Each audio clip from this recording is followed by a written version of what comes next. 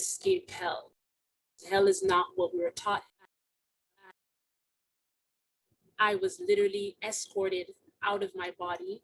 I was told that I'm going to experience death. All of a sudden, there was an invisible wall that I didn't see. I was made aware that there actually were other people there, but they were like in chambers. The reason why I was experiencing it was so that I could help other people to basically escape hell. But I know what hell was. Hell is not what we were taught. Hell is not what we were taught.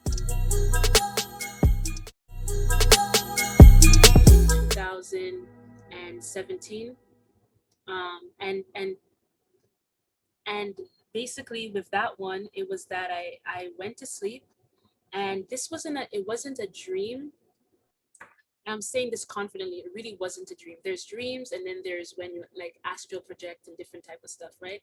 So with this one, I was literally escorted out of my body, and I was brought to a place, and they told me, and I was told that I'm gonna experience death. Like this is what I'm gonna experience. So I was brought out of my body, and I was traveling out, and then I got to a place where I was just moving very fast, and it was all just like darkness, but not scary darkness. It's just like it's like you're moving through space, right? So I was just moving through with this other person who was escorting me, or teaching me, however you want to look at it, guiding me. And we're going through, and then all of a sudden, it's like my hands and it's like most of me went through except my chest part. Like my heart just caught. Like I don't even know how to explain it to you. It's like every part of me went through except my heart. There was an invisible wall that I didn't see, right? And and every part of me could have gone through except my heart. And so when I hit the wall, there was literally like a like a sound. Like it sounded like, I don't know how to, I can't do the sound obviously, but it was hard. It's like almost like metal, you know, hitting on like cling, you know, like a sound. And it pulled me back because we were moving very fast, and it just hit, and I ended up coming back into the side. And as soon as I hit the wall, I was able to see the wall, you know, and I didn't see it before, but as soon as I hit it, I became aware of its presence. And I tried a few times to go through, and I couldn't go through. And then I looked down, you know, into my place that where I couldn't go through. And I looked down at my heart area, and I could see into like, so I'm not even in, obviously I'm not in flesh, right? I'm just in spirit form. And I, spirit form sounds weird, but I'm in my astral body, spiritual body, if you want to put it that way, my light body. Okay. So I look in the area, like to try to figure out like, why can't this part of me go through?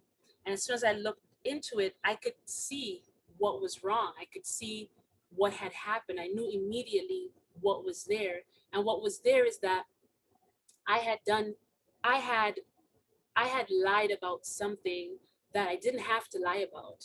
And and because I did, I had I felt guilty that I lied.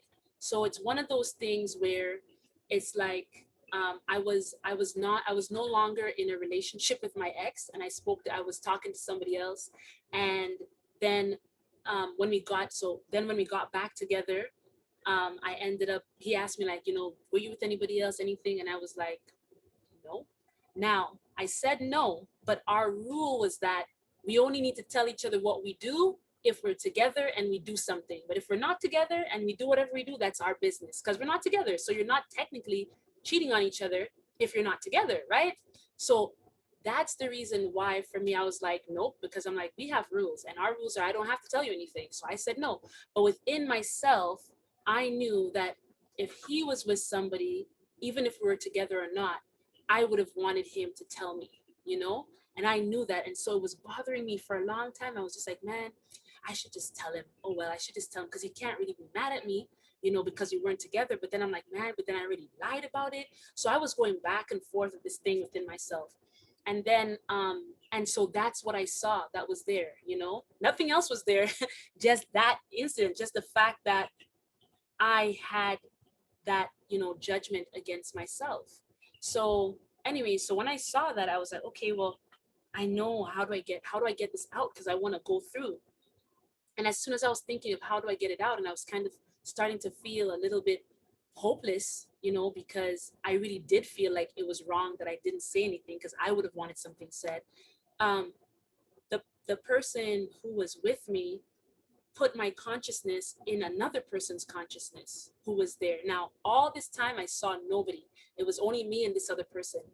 All of a sudden, I was made aware that there actually were other people there, but they were like in chambers, like round looking, almost like they were like in bubbles, right? But it's not, obviously not a bubble, but it's like they were in bubbles, but just with themselves, right? Like in their auras, right? But in themselves. And all of a sudden I could see that there were other people, like a whole bunch of whole like the place was packed up with other people in these type of things. And they were not aware. I also knew that they weren't aware of each other. Like when you're there, you're not really aware of each other, but I was made aware so that I could understand the death process, right? So then I went into this person's consciousness, and I could see everything that they had done, right? What they were feeling.